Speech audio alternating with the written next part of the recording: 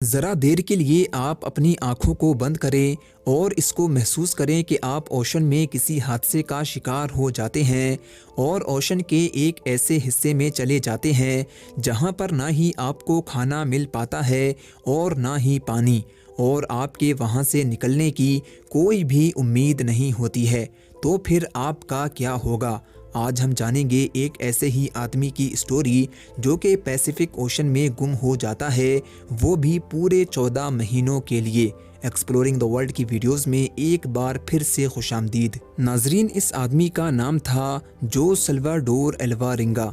ये आदमी अपने पेशे से मछुआरा था जो कि ओशन से मछलियाँ पकड़कर उनसे अपना गुजारा किया करता था। 17 नवंबर 2012 ये वो डेट है जिसमें एल्वारिंगा अपने एक साथी के साथ में मैक्सिको के एक गांव से पैसिफिक ओशन में मछलियां पकड़ने के लिए उतरता है।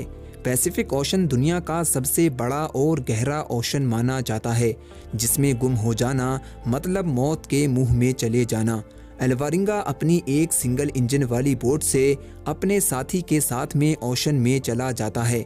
इन दोनों का प्लान ओशन में 30 घंटे रुकना था, जिसकी वजह से इन्होंने ना ही ज्यादा खाना लिया और ना ही ज़रूरत का सामान। नाजरीन, अभी तक सब कुछ प्लान के मुताबिक हो रहा था, लेकिन जैसे ही ये लोग अपने गांव से दूर हुए तो अचानक ही खतरनाक तूफान के साथ में तेज़ बारिश होने लगी।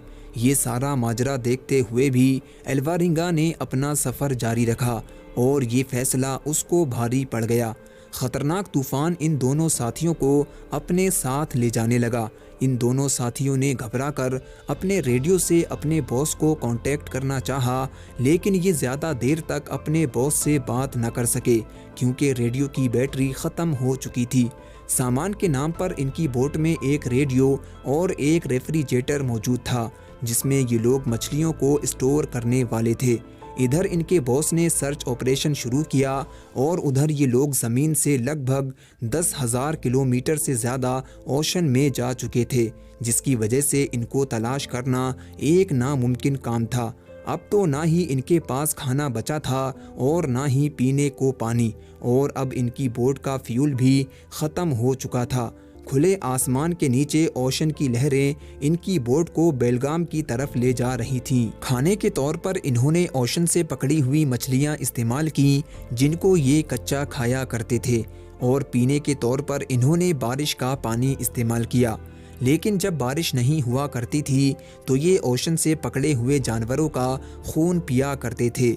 इन सारी परेशानियों से परेशान होकर एल्वारिंगा के साथी ने ओशन में छलांग लगा दी और उसने सुसाइड कर लिया।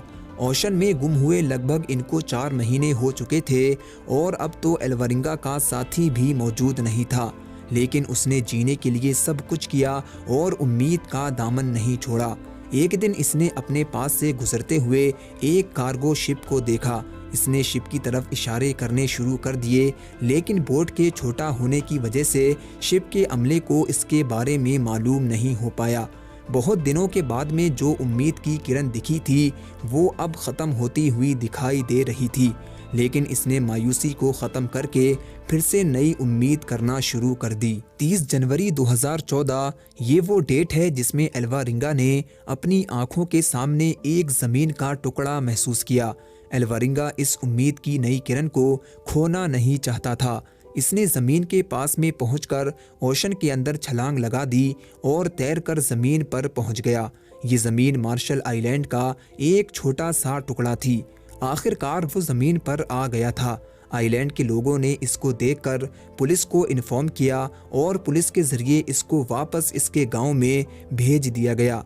एल्वारिंगा के घरवाले ये मान चुके थे कि इसकी मौत हो चुकी है, लेकिन इसको देखकर वो बहुत ही ज़्यादा खुश हुए। इसके बाद में वही हुआ जिसका डर था। एल्वारिंगा पर उसके साथी के कत्ल के इल्ज़ाम में केस चलाया गया। लोगों का ये मानना था कि इसने ज़िंदा रहने के लिए अपने साथी को मारा और उसका गोश्त खाया, लेकिन एल्वारिंगा के मुताबिक उसके साथी ने सुसाइड कर लिया था। आखिरकार एल्वारिंगा ने एक वर्ल्ड रिकॉर्ड बनाया जिसमें ये 14 महीनों तक ओशन में सरवाइव करने वाला दुनिया का सबसे पहला इंसान है। उम्मीद है कि आपको ये वीडियो पसंद आई होगी। अगर ये वीडियो पसंद आई है तो लाइक और शेयर ज़रूर करें और चैनल को भी ज़रूर सब्सक्राइब करें। मिलते हैं एक और धमाकेदार वीडियो के अंदर, जब तक के लिए गुड लक।